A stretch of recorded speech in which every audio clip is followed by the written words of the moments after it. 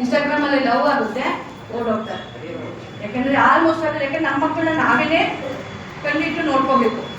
ಅವ್ರಿಗೇನು ಹೌದಾ ಯಾರೋ ಒಂದು 2-3 ಜನ ನೋಡ್ತಾರೆ, ಬಣ್ಣದ ಡ್ರೆಸ್ ಹಾಕೊಂಡು ಒಂದು ಇನ್ಸ್ಟಾಗ್ರಾಮ್ ಮಾಡ್ತು ಅಂದ್ರೆ ಒಂದು 1000 ಜನ ಲೈಕ್ ಕೊಡ್ತು ಅಂತಂದ್ರೆ ನನ್ನ ಫಿಲಮ್ ತಗೊಳ್ತಾರೆ, ಧಾರಾವಾಹಿ ತಗೊಳ್ತಾರೆ.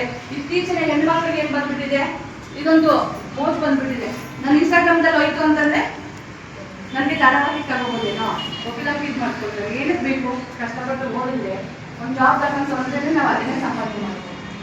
ನಾವು ದೂರಕ್ಕೆ ಬೆಟ್ಟ ನುಣ್ಣಿಗೆ ಏನು ಕೊಡ್ತೀವಿ, ಯಾಕಂದ್ರೆ ಅಷ್ಟು ದೂರಕ್ಕೆ ಅಂದ್ಬಿಟ್ಟು ನಮ್ಮ ಹೆಣ್ಮಕ್ಳಿಗೆ, ಯಾಕಂದ್ರೆ ನಿಮ್ಮದಲ್ಲಿ ಹೆಣ್ಮಕ್ಳಿಗೆ ಹೇಳಿ, ಯಾಕಂದ್ರೆ ಫೇಸ್ಬುಕ್ ಇನ್ಸ್ಟಾಗ್ರಾಮ್ ಎಲ್ಲ ಆಲ್ಮೋಸ್ಟ್ ಅಲ್ಲೂ ಅಶ್ಲೀಲ ವಿಡಿಯೋಗಳು, ಅಶ್ಲೀಲ ಇದ್ರದ್ದೆಲ್ಲ ಅಂತ ಇದ್ದಾರೆ. ಯಾಕಂದ್ರೆ ಯಾರು ಹಾಕಿದ್ದಾರೆ, ಇದು ನನ್ನ ಅಕೌಂಟ್ ಇರುತ್ತೆ ಇನ್ಸ್ಟಾಗ್ರಾಮ್ ಅಲ್ಲಿ, ನನ್ನದು ಫೇಕ್ ಅಕೌಂಟ್ ಕ್ರಿಯೇಟ್ ಮಾಡ್ಕೊಳ್ತಾರೆ. ಯಾಕಂದ್ರೆ ನಾನು ಎಲ್ಲರಿಗೂ ಕೊಟ್ಟಿರ್ತೀನಲ್ಲ, ಫಾಲೋ ಆಗಲಿಕ್ಕೆ ಅಂತ ನಾನು ಕೊಟ್ಟಿರ್ತೀನಿ, ಅದನ್ನ ಸೀಕ್ರೆಟ್ ಆಗಿ ಇಟ್ಕೊಂಡಿರಲ್ಲ ಹೆಣ್ಮಕ್ಳುಗಳು. ಯಾಕೆ ನಿಮ್ಮ ಹೆಣ್ಮಕ್ಳಿಗೆ ಹೇಳಿ ಆದಷ್ಟು ಈ ವಾಟ್ಸಪ್ ಕಾಲು ಮತ್ತೆ ಇನ್ಸ್ಟಾಗ್ರಾಮ್ ಫೇಸ್ಬುಕ್ ಅಲ್ಲೇ ಒಂದು OTP ಬಂದೇ ನಾನು ಅಪ್ಡೇಟ್ ಮಾಡ್ತೀನಿ ಅಂತ ನೀವೇನು ಮಾಡ್ತೀರಾ, ಚೆಕ್ ಅಂತ ಹೇಳ್ತೀರಾ. ಅರ್ಥ ಆಯ್ತಾ? ಯಾವುದೇ ಕಾರಣಕ್ಕೂ OTP ಹೇಳ್ಬೇಡಿ. ಅರ್ಥ ಬ್ಯಾಂಕ್ ಮ್ಯಾನೇಜರ್ ಅರ್ಥ ಆಯ್ತಾ? ದಯವಿಟ್ಟು ಎಷ್ಟೇ ಹೆಂಗೆ ಫೋನ್ ಮಾಡಿ ಮಾತಾಡಿ, ಏನೇ ಮಾತಾಡಿ, ಯಾವುದೇ ಕಾರಣಕ್ಕೂ OTP ಹೇಳ್ಬೇಡಿ. OTP ಹೇಳ್ತು ಅಂದರೆ ಫಸ್ಟು ನಿಮ್ಮ ಅಕೌಂಟಲ್ಲಿ ಎಷ್ಟು ದುಡ್ಡಿದೆ ಅದನ್ನು ಕರೀತಾರೆ. ಒಂದು ನನ್ನ ಅಕೌಂಟಲ್ಲಿ ದುಡ್ಡಿರೋಲ್ಲ ಬಿಡಪ್ಪ, ಏನು ಮಾಡ್ಕೊಳಕ್ಕಾಗುತ್ತೆ ಅಂತ ನೀವು ಅಂದ್ಕೊಂಡ್ರೆ ಅದು ತಪ್ಪು. ನಿಮ್ಮದು ಪ್ರತಿಯೊಬ್ಬರು ಸಂಘದಲ್ಲಿ ಇದ್ದೀರ ಅನ್ಕೊಂಡಿದ್ದೀವಿ, ಸಂಘ ಆಗಿದ್ದು ದುಡ್ಡು ವಹಿವಾಟಿದೆ. ಮಿನಿಮಮ್ ನಿಮ್ಮ ಅಕೌಂಟಿಂದ 5 ರಿಂದ 10 ಲಕ್ಷ ಲೋನ್ ತಗೋಬೋದು. ಅರ್ಥ ಆಯ್ತಾ? ನೀವೇನಾದರೂ OTP ಹೇಳಿದ್ರೆ 5 ರಿಂದ 10 ಲಕ್ಷ ಲೋನ್ ಅವ್ನು ತಗೋತಾನೆ, ನೀವು ಖರ್ಚು ಮಾಡಿದ್ರೆ ನಾವು ಮಾಡ್ಬೇಕಾನೆ, ನೀವೇ ಕಟ್ಟಬೇಕಾಗುತ್ತೆ. ಹಾಗಾಗಿ ಯಾರೇ ಫೋನ್ ಮಾಡಿ ಫೋನಲ್ಲಿ OTP ಕೇಳಿದ್ರೆ ದಯವಿಟ್ಟು ಹೇಳ್ಬೇಡಿ. ಅದಾಯ್ತಾ? ನಿಮ್ಮ ಮಕ್ಕಳಿಗೂ ಹೇಳಿ. ಅಂದರೆ ಹೆಣ್ಮಕ್ಳು ಇರೋದೇ ಫಸ್ಟ್ DPದಲ್ಲಿ ಅವರ ಫೋಟೋ ಇಟ್ಕೊಳ್ಳೋದು ಅವಶ್ಯಕತೆ ಇಲ್ಲ. ಯಾರೋ ದೇವ್ರ ಫೋಟೋನ ಊಟ ಫೋಟೋ ಇಡ್ತಾರೆ. ಆಯ್ತಾ? ಹಂಗೆ ಇಟ್ಕೊಳ್ಳೇಬೇಕು ಅಂದ್ರೆ ಒಂದು ವೆರಿಫಿಕೇಶನ್ ಅಂತ ಒಂದು ಲಾಕ್ ಇದೆ, ಅದು ಮಾಡಿ ಇಟ್ಕೊಳ್ಳಿ, ಏನೋ ತೊಂದರೆ ಇಲ್ಲ. ಆಯ್ತಾ? ಮೇಯ್ನ್ ಆಗಿ ಇನ್ನೊಂದು ನಮ್ಮಲ್ಲಿ ಒಂದು ಕೇಸ್ ಆಯ್ತು. ಗಮನ ಇದೆ ನಮ್ಗೆ, ಒಳಗಡೆ ಗಮನ ಇದೆಯಾ? ಸೊ ನಾವೇನ್ ಅನ್ಕೋತೀವಿ, ಎಷ್ಟು ಗಮನ ನಮ್ದು ಅಂದ್ರೆ ಶರೀರದ ಕಡೆ ಗಮನ, ಸಂಬಂಧದ ಕಡೆ ಗಮನ, ಮಕ್ಕಳ ಕಡೆ ಗಮನ, ಆಫೀಸ್ ಕಡೆ ಗಮನ, ನಮ್ಮ ಕಾರ್ಯಕ್ಷೇತ್ರ ಏನಿದೆಯೋ ಅದ್ರ ಕಡೆ ಗಮನ, ಮನೆ ಕಡೆ ಗಮನ. ಮನೆಯಲ್ಲಿ ಒಂದು ಸ್ವಲ್ಪ ಧೂಳು ಬಿದ್ದಿದ್ರು ತಕ್ಷಣ ಬಟ್ಟೆ ತಗೊಂಡು ಸ್ವಚ್ಛ ಮಾಡ್ತೀವಿ. ಬಟ್ ಒಳಗಡೆ ಎಷ್ಟು ಧೂಳಿದೆ, ಒಳಗಡೆ ಎಷ್ಟು ಧೂಳಿದೆ, ಒಳಗಡೆ ಎಷ್ಟು ಕಸ ಇದೆ, ಯಾವತ್ತಾದ್ರೂ ನಾವು ನೋಡ್ಕೊಂಡಿದೀವ? ಒಳಗಡೆ ನಮ್ಮ ಮನಸ್ಸು ಇದೆಯಲ್ಲ, ಅದು ಜೀವನದ ಬೀಜ.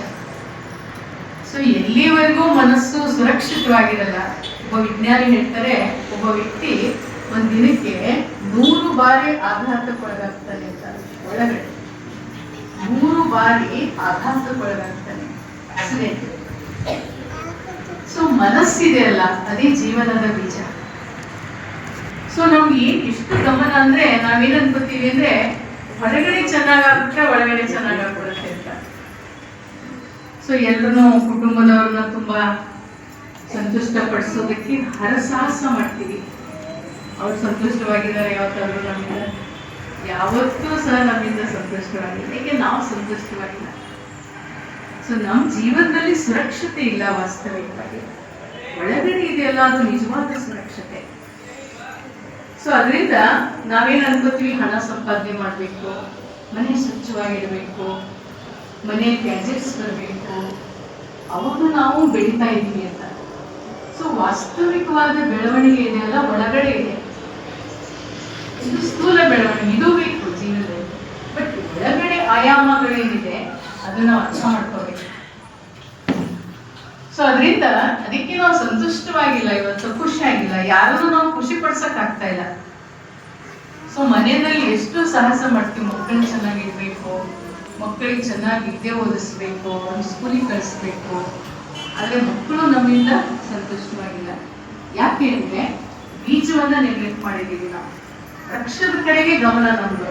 ಸಂಬಂಧ ಆಗಿರ್ಬೋದು, ಸಫಲತೆ ಆಗಿರ್ಬೋದು, ಆರೋಗ್ಯ ಆಗಿರ್ಬೋದು, ಇವೆಲ್ಲವೂ ವೃಕ್ಷ ಇದಾವೆ. ಬೀಜ ಯಾವುದು? ಮನಸ್ಸು. ಬೀಜ ಚೆನ್ನಾಗಿಲ್ಲ. ಸೊ ಬೀಜ ಒಂದು ಚೆನ್ನಾಗಾದ್ರೆ ಬಾಕಿದೆಲ್ಲ ಚೆನ್ನಾಗಾಗುತ್ತೆ. ಸೊ ಒಳಗಡೆ ಚಿಂತೆ ಇದೆ, ಒಳಗಡೆ ಬೇಜಾರಿದೆ, ದ್ವೇಷ ಇದೆ, ಹೊಟ್ಟೆ ಕಿಚ್ಚು ಇದೆ, ಇದ್ಯಾವ ಸುರಕ್ಷತೆ? ಅದೇ ಆಘಾತಗಳು.